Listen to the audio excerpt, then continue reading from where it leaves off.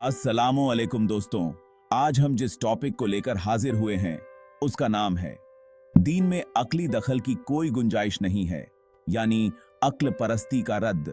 Westernisation और secularisation के लिए, यानी मुसलमानों के ईमान पर डाका डालने के लिए और उनको गुमराह करने के लिए अक्ल परस्ती को पूरी दुनिया में आम किया जा रहा है। जिस फितने का कुछ मुसलमान भी शिकार हो चुके हैं, जो दीन को भी अक्ली कसौटी पर परखते हैं, जो आयत और हदीस उनकी अक्ल में आती है मान लेते हैं, और जो उनकी अक्ल में नहीं आती है उसका इनकार कर देते हैं और उस पर ऐतराज कर देते हैं। इस रविश को अक्ल परस्ती कहा जाता है। यह एक कुफरिया और इल्हादी रविश है। खैरो शर के लिए अक्ल को कसौटी बनाने की गलती करना मुल्हिदों के लिए तो समझ में आता है, क्योंकि उनके पास खैरो शर की कोई कसौटी नहीं है। लेकिन यह मुसलमानों के लिए बिल्कुल मुनासिब नहीं है, क्योंकि हमारे पास मुकम्मल और आखिरी कसौटी कुरान मजीद मौजूद है। जो लोग दीन इस्लाम में अक्ली दखल की गुंजाइश न होने पर ऐतराज करते हैं, वह जरा इन पॉइंट्स पर ध्यान दें। अगर कोई हुकूमत से यह कहे कि कानून और संविधान में जो चीज मेरी अक्ल में आएगी मानूंगा और जो चीज मेरी समझ में नहीं आएगी नहीं मानूंगा, तो बताइए क्या किसी भी देश की सरकार उसको इसकी इजाजत देगी? हरगिज नहीं। संविधान के आर्टिकल 140 के मुताबिक संविधान को समझाने का हक सिर्फ सुप्रीम कोर्ट का है। अब अगर कोई आदमी हुकूमत से यह मुतालबा करे कि संविधान को मैं अपनी अक्ल से समझूंगा, इसके माना मतलब को मैं अपनी अक्ल से तय करूंगा, तो क्या हुकूमत उसको इसकी इजाजत देगी? हरगिज नहीं। और अगर इसकी इजाजत दे दी गई और हर आदमी संविधान में अपनी अक्ल चलाने लगा, तो क्या देश का निजाम चल पाएगा? हरगिज नहीं। जब इंसानों के निजाम में ही अक्ल लड़ाने की इजाजत नहीं है, तो फिर यह ऐतराज सिर्फ इस्लाम पर ही क्यों? क्या यह डबल स्टैंडर्ड नहीं है? अक्ल के काम करने की हद अक्ल 5 सेंसेस की मोहताज है। 5 सेंसेस के बगैर अक्ल काम नहीं कर सकती। जैसे क्या आप बगैर देखे अक्ल से चीजों को बता सकते हैं? बगैर सुने यह बता सकते हैं कि सामने वाला क्या कह रहा है? नहीं।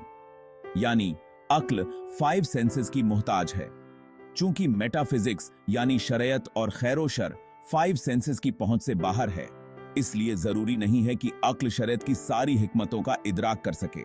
चूंकि हम अब तक ऑब्जर्वेबल यूनिवर्स का सिर्फ 4% ही जानते हैं, यानी हमारे पास बहुत कम इल्म है, और अक्ल के लिए मालूमात और डेटा का होना शर्त है। इसलिए अक्ल इस फिजिकल यूनिवर्स के बारे में भी बहुत कम ही बता सकती। इसलिए हम अब तक जो कुछ जान पाए हैं, वह उसके मुकाबले कुछ भी नहीं है जो हम नहीं जानते हैं। इमोशंस और डॉगमा भी अक्ल को सही नतीजे तक नहीं पहुंचने देते हैं। यानी अक्ल एक बहुत महदूद पैमाना है, जिसके काम करने का दायरा बहुत महदूद और छोटा है। और जाहिर बात है कि महदूद इंसान का इदराक महदूद ही हो सकता है, गैर महदूद नहीं।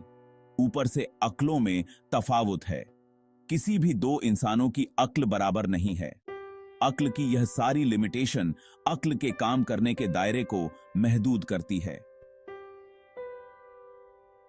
अक्ल कहां तक आजाद है, अक्ल कहां लगानी है और कहां नहीं? इसका जवाब यह है कि अक्ल को अथॉरिटी को मानने न मानने का इख्तियार है। अक्ल चाहे तो खुदा को माने और चाहे तो खुदा का इनकार कर दे। यहां पर अक्ल आजाद है, लेकिन खुदा को मानने के बाद उसको खुदा की हर बात माननी होगी। फिर वो वाई का सवाल नहीं कर सकती, किस लिए, क्यों और कैसे का एतराज नहीं कर सकती, क्योंकि वह खुदा के वजूद को मानने के बाद यह हक खो देती है। जैसे अगर आपको हुकूमत तस्लीम है, तो आपको हुकूमत का हर कानून मानना पड़ेगा। फिर आप हुकूमत के किसी भी कानून में अक्ल नहीं लड़ा सकते। किसी भी कानून पर क्यों और किस लिए का सवाल नहीं कर सकते। कुरान ने इसका जिक्र किया है सूरह अहजाब में आयत नंबर 36 में। और देखो, किसी भी मोमिन मर्द और औरत के लिए अल्लाह और उसके रसूल के फैसले के बाद किसी मामले में कोई इख्तियार बाकी नहीं रहता। याद रखो, जो भी अल्लाह और उसके रसूल की नाफरमानी करेगा वह साफ गुमराही में पड़ जाएगा। अक्ल खैर शर के लिए पैमाना नहीं बन सकती, यानी अक्ल शरीयत को जांचने का पैमाना नहीं बन सकती। इसकी कई वजह हैं। नंबर 1, अक्ल से हर बड़ी से बड़ी बुराई और जुर्म को जस्टिफाई किया जा सकता है। मिसाल के तौर पर जब जापान पर परमाणु बम गिराया गया तो यह कहकर इस जुल्म को लॉजिकली जस्टिफाई किया गया कि अगर ऐसा न किया जाता तो जापान से जारी जंग में 1 करोड़ लोग और मारे जाते। According to black book of communism ने 44 मिलियन लोग मारे, नाजिज्म ने 11 मिलियन, हिटलर ने 60 लाख यहूदियों का कत्लेआम किया। और इन सब कत्लेआमों के पीछे क्या था? Logical justification. चूंकि अक्ल से दुनिया की हर बड़ी से बड़ी बुराई को सही ठहराया जा सकता है, इसलिए अक्ल खैर और शर के लिए कसौटी नहीं बन सकती, यानी दीन में अक्ली दखल की कोई गुंजाइश नहीं है। नंबर 2, खैर और शर के लिए अक्ल यूनिवर्सली एप्लीकेबल नहीं है। मिसाल के तौर पर ट्रांसजेंडरिज्म और इंसेस्ट को इंडिया के लोग गलत समझते हैं और अमेरिका और यूरोप के लोग सही, जबकि हमजिन्स परस्ती और एडल्ट्री को इंडिया में कुछ लोग सही समझते हैं और कुछ लोग गलत। खुद एक इंसान एक चीज को सही समझता है और कुछ टाइम बाद उसी चीज को गलत। यानी अक्ल एक ऐसा पैमाना है जो एक ही चीज को सही और गलत दोनों कहती है। इसका मतलब यह हुआ कि शरीयत और खैरो शर अक्ल के दायरे से बाहर है, यानी अक्ल के काम करने का दायरा इस्लाम से बाहर है, इस्लाम के अंदर नहीं। नंबर 3, चूंकि अक्ल की परवाज महदूद है, इसलिए महदूद अक्ल से गैर महदूद जात के गैर महदूद कलाम को नहीं जांचा जा सकता। नंबर 4, दीन और शरीयत अल्लाह का बनाया हुआ निजाम है और अक्ल में इतनी ताकत नहीं है कि वे खुदा के निजाम को मुकम्मल समझ सके। अगर बिल फर्ज अक्ल ने शरीयत को पूरा समझ लिया तो इसका मतलब यह हुआ कि खुदा और उसका निजाम महदूद है और जो महदूद हो वह खुदा नहीं हो सकता। इसलिए अक्ल में इतनी ताकत ही नहीं है कि वे खुदा और उसके निजाम को मुकम्मल समझ सके। इसलिए अल्लाह ने अक्ल को एक हद तक आलिम और फाहिम बनाकर भेजा है, शरीयत पर हाकिम नहीं। शरीयत अक्ल पर हाकिम है और अक्ल उसके ताबे। बड़े अफसोस की बात है कि लोग मुसलमान होकर यह भी नहीं सोचते कि वह अक्ल किस चीज में लड़ा रहे हैं। कुरान और हदीस में, जो खुद अक्ल को भी जांचने की कसौटी और पैमाना है, यह बिल्कुल ऐसे ही है जैसे जिन उसूलों की रोशनी में तराजू बना है। वह तराजू खुद उन्हीं उसूलों को खुद पर जांचने लगे। जाहिर बात है कि यह बिल्कुल गलत है।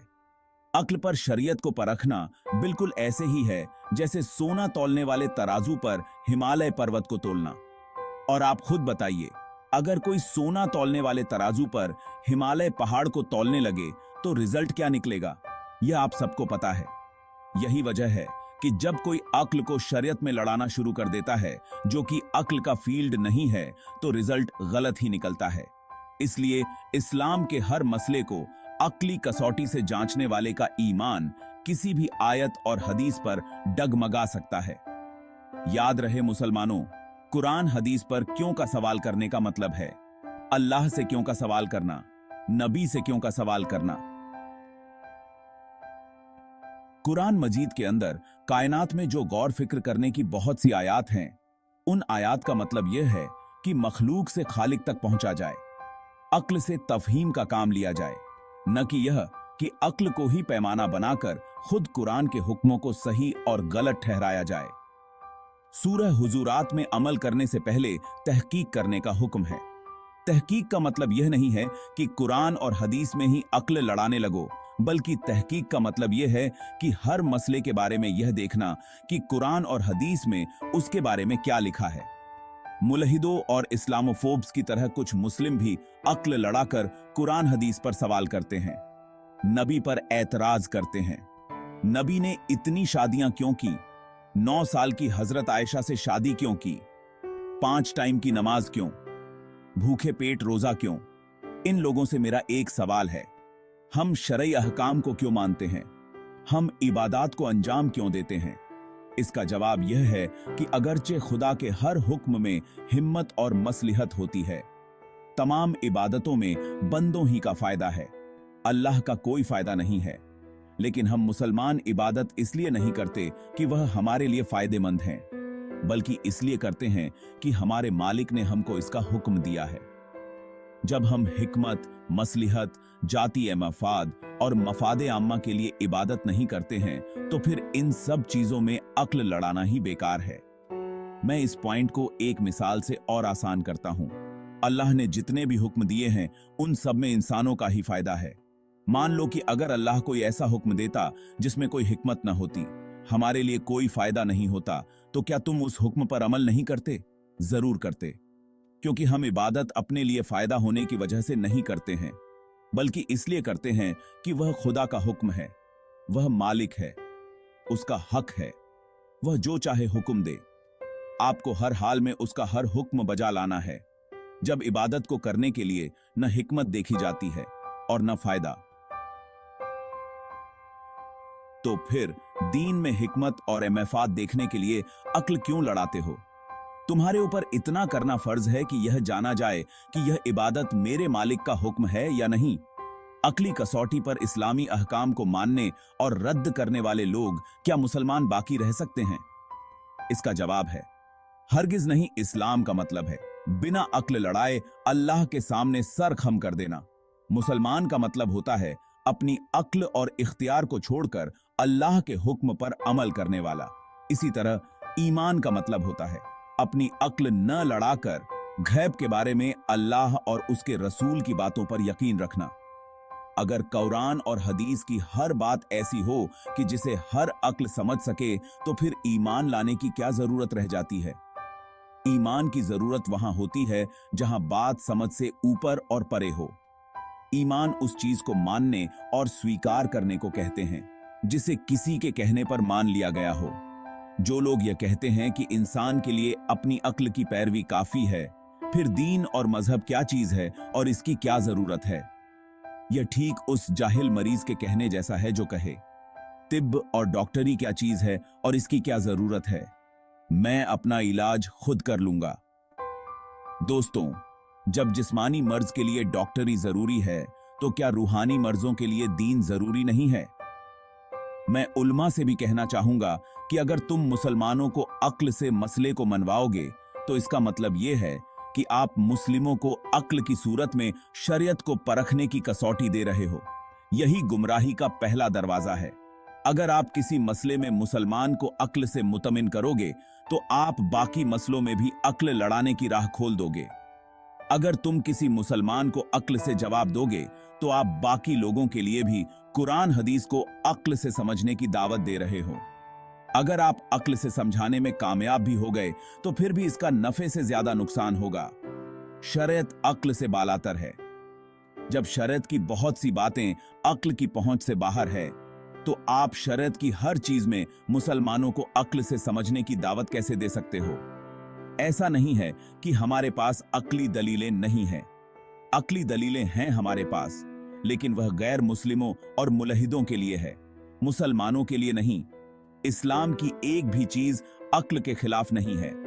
सारे धर्मों और मतों में सिर्फ एक और अकेला इस्लाम ही माकूल दीन है।